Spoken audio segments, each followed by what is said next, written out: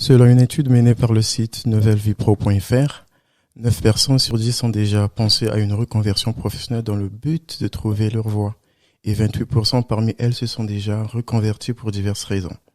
Sur cet épisode, je reçois pour vous Mike Lutz qui a travaillé pendant 17 ans en tant qu'agent à la SNCF, puis un jour a décidé d'être son propre patron en créant son agence immobilière. Nous allons donc explorer avec lui ces thématiques et sur ce, bonne écoute. Hello et bienvenue à ce nouvel épisode du podcast Zone de Confort. Si c'est la première fois que tu m'écoutes, eh bien, mets-toi à l'aise, serre-toi une tasse de café, branche tes casques and let's go, parce que ça va être fun. Chers auditeurs, je vous avais promis que pour certains épisodes et sur certaines thématiques, j'aurai des invités. Eh bien, voilà, c'est fait.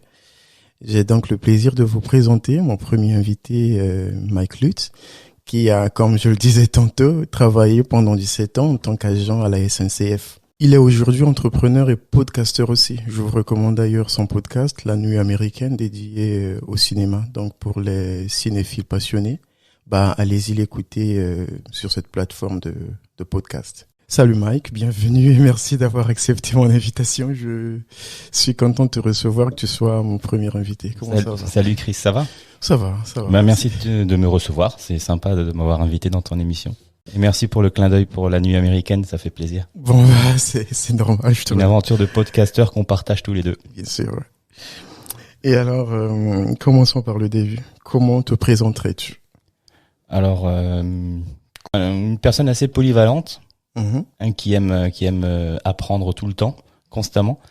Donc du coup, au niveau de mon expérience professionnelle, j'ai commencé à la SNCF à l'âge de 23 ans. J'ai commencé à vendre des billets de train, j'ai fait les départs des trains, je me suis occupé de tout ce qui était affichage et annonce sonore en gare de Strasbourg.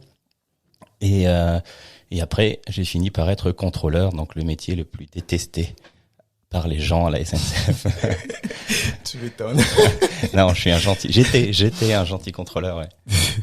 D'accord. Enfin, j'espère. Alors, puisque c'était ton premier métier, comment es-tu devenu agent SNCF ? Eh ben, écoute, comment je suis devenu agent SNCF ? Eh ben, je devais manger après mes études, je devais trouver un travail.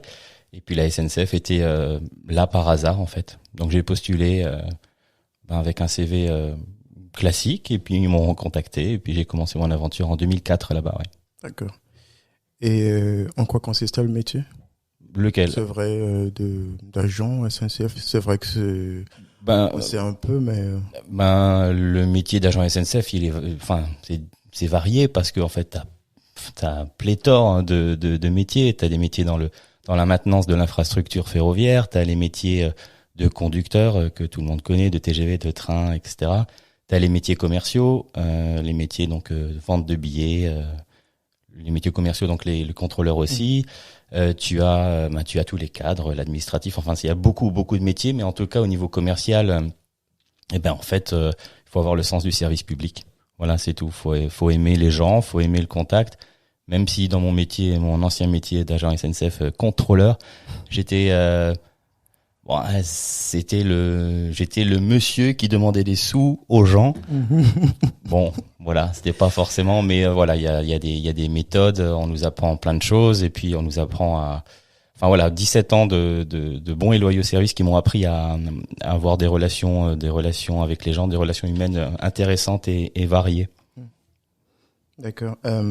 Aujourd'hui, tu es devenu, comme je l'ai annoncé tout à l'heure, tu es devenu ton propre patron.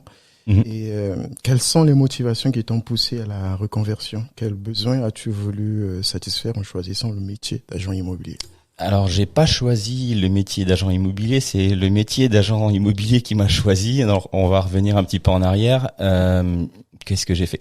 En fait, j'ai toujours eu des envies entrepreneuriales depuis un bon nombre d'années. Je voulais quitter la SNCF depuis un certain temps. J'ai eu beaucoup de projets, enfin quelques-uns, on va dire. J'ai eu l'envie parce que je voyage beaucoup quand on pouvait voyager, quand on pouvait prendre l'avion. Je voyageais beaucoup avec un ami Stéphane que je salue d'ailleurs. On avait eu un projet d'ouvrir une agence de voyage spécialisée dans les voyageurs sac à dos. Voilà. Donc on voulait créer des circuits et des partenariats sur place avec des locaux pour faire vivre des expériences un peu hors du commun, hors des sentiers battus, on va dire, aux voyageurs qu'on emmène avec nous. Bon, ça s'est pas fait, tant mieux, je dirais, hein, vu le contexte actuel. Heureusement que je me suis pas lancé dans les agences de voyage. Ensuite, j'ai eu une envie d'ouvrir un café-théâtre. Donc j'avais l'opportunité d'ouvrir un café-théâtre, mais bon, voilà, le projet s'est pas concrétisé. Et puis il fallait beaucoup d'argent, ce que j'avais pas. Donc voilà. Et donc j'étais un petit peu frustré par ces projets qui étaient avortés. Et à la sortie du premier confinement, donc fin mai, je crois bien, j'ai 2 amis à moi qui sont venus avec un projet. Un ami, Nicolas, qui est lui agent immobilier depuis 15 ans. Anne, qui est elle gère des startups, voilà. Et donc ils sont venus me proposer un projet commun sur l'expérience de Nicolas. Donc on a commencé à réfléchir, à travailler. Ça fait depuis le mois de mai 2020 qu'on travaille sur la création de cette agence. Et puis elle existe administrativement depuis début novembre. Et voilà, maintenant on peut se lancer. On travaille déjà à fond sur ce projet. Et puis on a déjà des aventures, on a des ventes, on a des gens qui nous font confiance. Donc c'est cool. Ah, super. Ouais. Est-ce que en quittant la SNCF, tu as eu de l'aide de ton employeur, de l'État, ou tu as fait la reconversion tout seul? Alors, de la SNCF, non. Parce que j'ai sollicité une rupture conventionnelle qui n'a pas été acceptée. Voilà, donc j'ai dû passer par une démission. Alors, un conseil pour les gens qui font une démission et qui veulent créer des entreprises. Donc, il y a Emmanuel Macron, notre président. On peut tout penser de lui, mais il a fait quelque chose de plutôt sympathique. Il a mis en place un dispositif démissionnaire pour créateurs d'entreprises. Donc, quand tu démissionnes normalement d'un emploi, tu as une carence de 3, 4, 6 mois, je ne sais plus exactement, où tu ne touches pas de chômage. Ah ouais, d'accord. Voilà, ça c'est quand tu crées une entreprise avant cette loi-là. D'accord.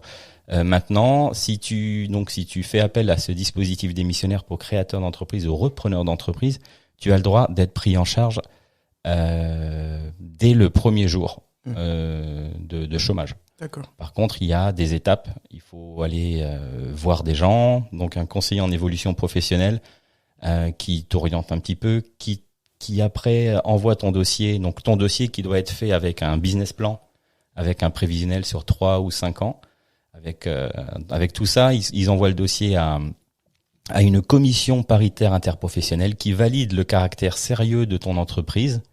Et seulement avec cette attestation de cette commission, tu vas t'inscrire à Pôle emploi avec ce petit papier.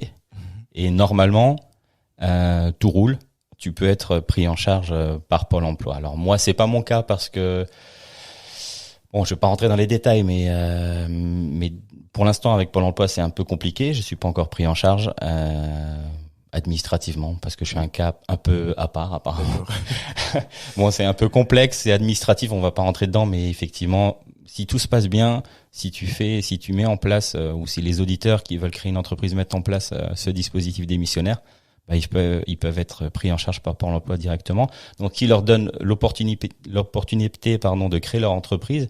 Donc, soit avec le maintien de l'allocation mensuelle de chômage, donc tous les mois tu reçois ton allocation chômage, ou alors tu as le versement du capital, donc tu as 45% de toute ton allocation qui t'est versée en 2 fois, une fois au début et une fois 6 mois après le début de ton exercice, si ta boîte fonctionne toujours. Ce qui te permet d'avoir un pactole, qui te permet d'investir dans ton entreprise ou de commencer à créer ton entreprise avec un peu d'argent.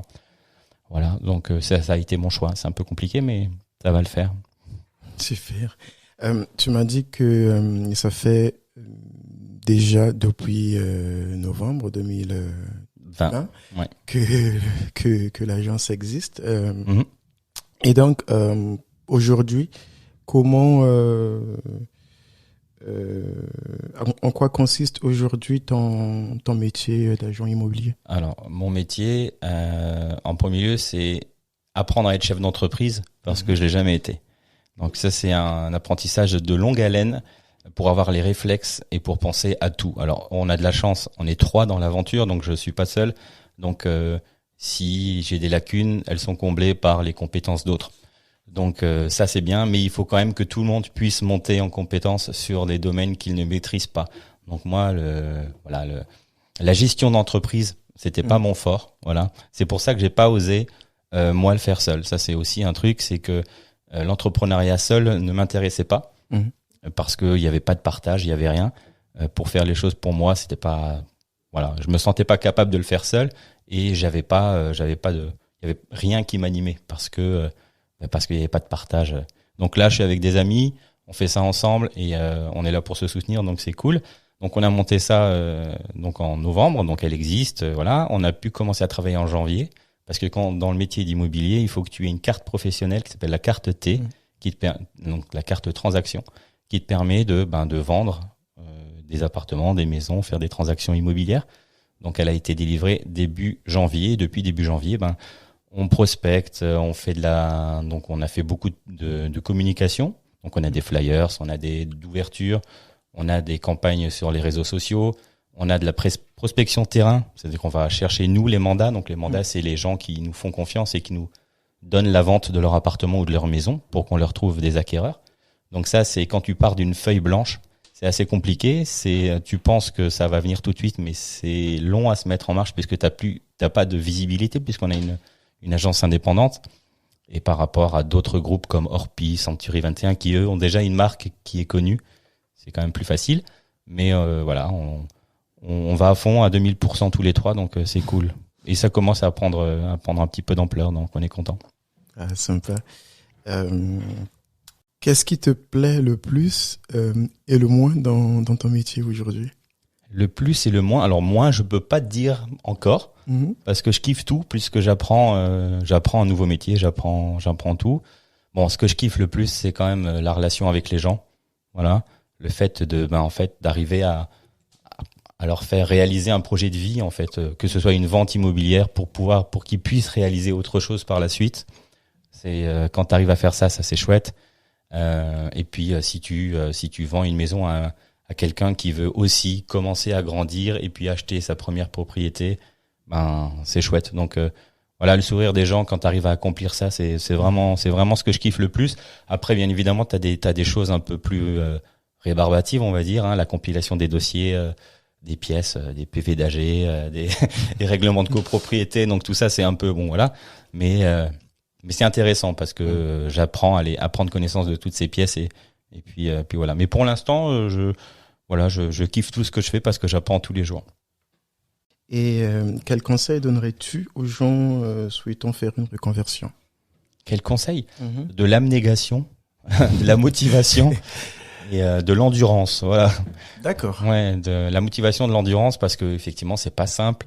On est tous doués pour certaines choses et pas pour d'autres. Et si tu veux te lancer seul, c'est un travail de longue haleine, mais tellement jouissif parce que en fait t'as créé de tout d'une page blanche, donc ça c'est assez jouissif, ouais. Est-ce que penses-tu qu'il est important, enfin, tu as pensé à faire une formation managériale pour justement être en équilibre avec ton équipe ou pas du tout, chacun? Alors non, j'ai pensé à faire, tu sais, parce que tu as en tant qu'employé, tu as un compteur épargne formation que tu peux dépenser. Pardon, je tousse. J'ai pensé à l'utiliser pour me payer une formation en immobilier. Au final, j'ai regardé ce qu'il y avait sur le marché en formation à distance. C'est vraiment des formations assez basiques. Et tout ça, je pouvais l'apprendre moi-même. Et avec l'aide de Nicolas, qui lui est agent immobilier, enfin conseiller immobilier depuis, puisqu'on n'a plus le droit de dire agent immobilier, c'est conseiller immobilier depuis 15 ans. Donc j'apprends à ses côtés. Et puis au niveau de la gestion d'entreprise, j'apprends aux côtés de Anne, qui elle, c'est son métier depuis quelques années aussi. D'accord. À ton avis, comment le monde du travail va-t-il évoluer? Oula, ça c'est compliqué parce que j'ai pas vu le contexte actuel, j'ai pas de boule de cristal. Même dans mon métier, je ne sais pas. Là, dans mon métier actuel, je sais pas du tout comment ça va évoluer. Je sais qu'actuellement, il y a beaucoup de demandes et peu d'offres, c'est-à-dire qu'il y a beaucoup de personnes qui veulent acquérir un bien pour pouvoir se mettre à l'abri au cas où il se passe quelque chose. Et les gens qui ne veulent pas quitter ce qu'ils ont. Donc du coup, il y a beaucoup de demandes, peu d'offres. Donc voilà, c'est un peu la problématique du métier en ce moment. Mais le marché du travail, j'espère que ça va aller, surtout pour les gens qui ne peuvent plus travailler là, les restaurateurs, les gens dans l'événementiel, dans le milieu culturel, tout ça. Je pense à eux surtout. Moi qui produit et anime un podcast de cinéma, je soutiens. Enfin voilà, je fais un petit clin d'œil aux exploitants de salles et à leurs salariés qui vivent des moments assez compliqués, quoi. Il y a pas que eux, mais là, puisque c'est mon petit clin d'œil pour eux, quoi. As-tu une expérience fun à partager avec nous? Une expérience fun. Ouais. Une expérience fun sur le métier, là, sur l'entrepreneuriat. Ouais, d'agent immobilier. Enfin, conseiller, comme tu m'as dit. Ouais, si tu veux. J'en ai un. Oui. Enfin, je pensais pas faire ça, mais bon, voilà. On vend un appartement qui est assez cher, voilà, qui est à Strasbourg, qui est assez cher, et les gens qui viennent acheter ces appartements sont assez, on va dire ça, carré. Ils veulent beaucoup de choses et ils sont assez pointilleux, exigeants. Et j'ai fait beaucoup de choses pour cette personne qui m'a demandé d'aller mesurer une place de parking pour voir si sa voiture rentrait. Donc je suis allé dans le sous-sol du garage, mesurer la place de parking et lui modifier la photo avec le métrage exact et lui envoyer. Moi je pensais pas que j'allais faire ça un jour, mais bon voilà, c'est fun. Bon après ça l'a rendu service. Il aurait pu le faire lui-même, mais voilà, c'est pas. Mais je trouvais sa demande assez fun. Donc voilà, pour l'instant avec ma jeune expérience, c'est ce que je peux te dire. Ouais. Et il y a une belle expérience qu'on a fait une vente immobilière d'une dame qui voulait acheter un nouvel appartement parce qu'elle commençait à prendre de l'âge et elle avait un duplex, donc du coup elle cherchait quelque chose de plat, on va dire ça comme ça. On lui a trouvé des acheteurs et les acheteurs sont très très heureux aussi. Voilà, ils sont primo-accédants. On a rendu 3 personnes heureuses en faisant cette vente-là. Donc c'est cool. Franchement, c'est cool. Je les salue d'ailleurs. D'accord. Eh bien, je pense que c'est tout pour aujourd'hui. Oui. Avant de terminer, j'aimerais juste que tu donnes tes coordonnées pour ton agence, le nom, le site internet, voilà tout. Alors, l'agence immobilière s'appelle L'Île Verte. Alors L'Île, c'est le courant qui entoure Strasbourg, donc L'I2L verte. Donc L'Île Verte. Le site internet c'est www.lilleverte.com. Voilà, mes coordonnées, les coordonnées de l'agence si vous voulez, ou les miennes comme vous voulez. Allez, les coordonnées de l'agence c'est 0388 14 03 22 et les miennes perso 06 31 43 40 21. Voilà, si vous avez des projets de vente, des projets d'achat, vous pouvez prendre contact avec moi et je serai très heureux de vous aider avec Nicolas et Anne aussi dans l'aventure, quoi. Donc merci aux auditeurs. Merci à toi Chris de m'avoir invité. Merci, c'est moi qui te remercie d'avoir accepté mon invitation, que tu sois mon premier invité. Ouais. Voilà, moi je tiens à te féliciter parce que l'aventure de podcasteur c'est pas évident non plus. Voilà, moi on en a fait je sais plus combien d'épisodes, mais voilà, ça fait depuis juillet 2020 qu'on fait du podcast cinéma et c'est une aventure assez exceptionnelle. Il faut être aussi endurant. Parce que parfois t'as des hauts et des bas, t'es écouté, t'es pas écouté, t'as des retours, t'as pas de retour. Enfin voilà, t'espères avoir des choses et finalement ça vient pas. Mais bon, voilà, c'est vraiment plaisant. Le mieux c'est de se faire plaisir. Et j'ai écouté ton premier épisode, il était top. Alors félicitations à toi. Merci Mike. Les chéris, c'est tout pour cet épisode. J'espère qu'il vous aurait plu. N'oubliez pas de vous abonner sur la plateforme de podcast de votre choix pour être notifié à chaque nouvelle publication. Et si jamais l'envie de participer à ce podcast tente, n'hésitez surtout pas à m'envoyer un DM sur Instagram, zone de confort.podcast.